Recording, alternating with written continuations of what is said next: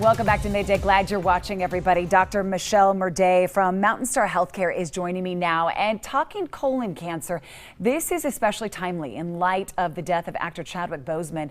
Remember, died back on August 28th of colon cancer at the age of 43. And I think so many of us said, that's so young. And it is. 43 is a very young age to die of colon cancer. We usually think of colon cancer as something that hits people in their 6th and 7th decade of life.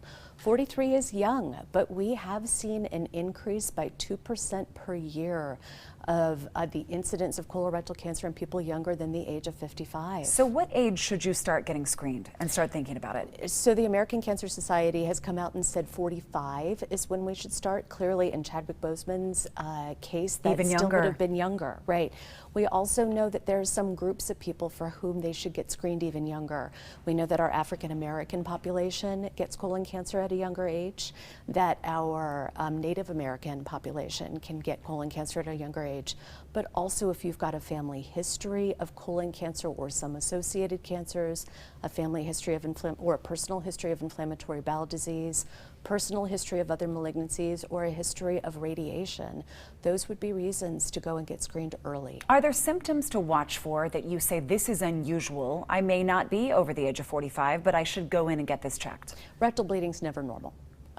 Thankfully, most of the time when someone has rectal bleeding, it's just going to be hemorrhoids, but you just don't want to take that chance. But in addition to that, changes in your bowel habits, black and tarry stool, unexplained weight loss, unexplained abdominal pain, all of those would be reasons to check in with your primary care physician and advocate for yourself and mention, geez, these have been unusual findings.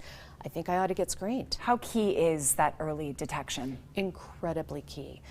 Stage 1 colon cancer has a greater than 90% survival, but if you wait, as the stages go up, your survival from that can go down. So stage 1 and stage 2, if they're caught early, we've got great chances of keeping you alive, but stage 4 gets more challenging. Let's make people feel better. What is the screening process? The screening process, really you have two different options. You can do the stool-based, or you can actually go and do more of a structural-based.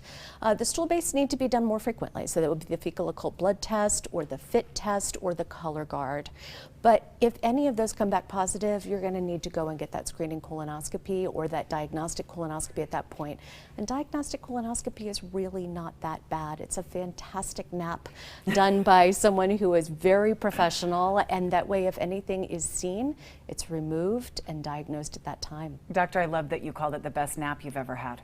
I think I said the same. I had a colonoscopy at the age of 39 because I had these symptoms and wanted to make sure I was okay, and I was, and I am.